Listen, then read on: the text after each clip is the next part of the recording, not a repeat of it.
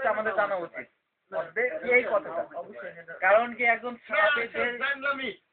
সবচেয়ে মনে করতে এরকম কথা হচ্ছে হযরত আলীর জীবন যাপন কিরকম। হ্যাঁ এটা ভাবতে হবে কিন্তু এত যদি গোপন খবর যদি ফাঁসি করে গেল না সাব্বাস মানে শুধু জানিয়ে গেল না তাহলে উনি করতো না তো ওইগুলি। সে তো মনে কর দুজনে করলো না না আলী রাদিয়াল্লাহু আনহু যদি এই বিষয়টা জানতো তাহলে তো উনি করতোই না। হ্যাঁ এখন সরাসরি কথা তাহলে বলতে কেন করতে বাপে নিয়ে অনেক কথা না না তাই হয় কি জন্য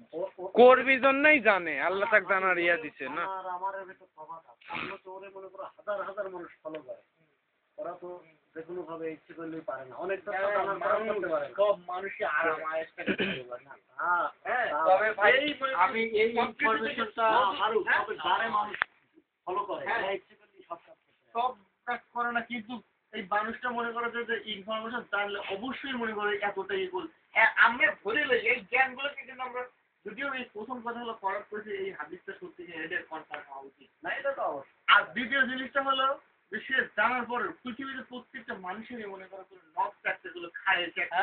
সব কিছু থাকে না আমি যদি এটা না করি আমি যদি নামাজ না পড়ি তো তার তৃতীয় বিষয় হলো যে সে এই জ্ঞানটাকে যে শুধুমাত্র ঠোকরের জ্ঞানের কোথায় কইছে নাকি মহাবিশ্বের নিয়ে কইছে এটাও তো আমরা জানি না কিন্তু সবচেয়ে বড় কথা হলো সব বাদ দিয়ে দেখা লাগে তার প্রকাশ্যটা আছে কি অ্যাক্টিভিটিস করছে এটাই হলো তার অ্যাক্টিভিটি দেখতে আর মানুষের ভিতরের বিশ্বাসটাই বের হয় হলো তার কাজে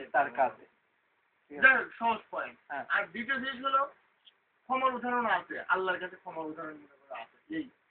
সাহাবীর নিজের জিনা করছিল আচ্ছা নিজেই মনে হলো না বিচার আমার বিচার করে সে মানুষ পরে মনে হয় মারা যাবে এক ফোঁটা রক্ত হয়ে উমরের গায়ে পড়ছিল তখন মনে হয় তোমার একটু ইয়ে হয়ে পড়ছিল এই কার গায়ে রক্ত আমার দিয়ে আছে তখন মনে করে যে রাসূল সাল্লাল্লাহু তাই কইছে যে উমর তুমি জানো না কিন্তু আমি দেখতে পাচ্ছি তারা তাকে মানে তাকে তার আত্মাটা নেওয়ার জন্য নিয়ে যাবেন বিনা কারণে মহিলা তার সাপোজ মনে করে শাস্তি লেয়া লাগবি আল্লাহর প্রতি যদি বিশ্বাস থাকে শাস্তি লেয়া লাগবি এটা করলে সম্ভব না কিন্তু ক্ষমা তোমার ঠিকই আশা আছে তারপরে একটা যুবক মনে করে একটা মহিলা দিয়ে গোসল করার অবস্থা একটু স্বাভাবিক আছে একটু বেশি দৃষ্টি